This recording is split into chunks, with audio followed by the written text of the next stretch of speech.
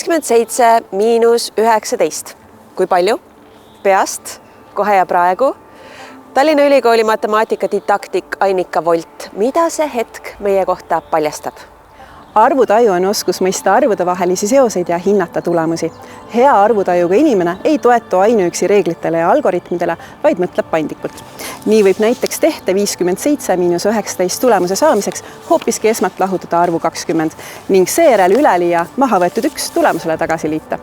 OECD käsitleb arvutaju ühena põhioskustest, mida täiskasvanud vajavad igapäevaelus toime tulemiseks. Näiteks rakendame täiskasvanutena neid oskusi laenu- ja palgapakkumiste võrdlemisel, ravimidooside mõistmisel ja andmete kriitilisel lugemisel.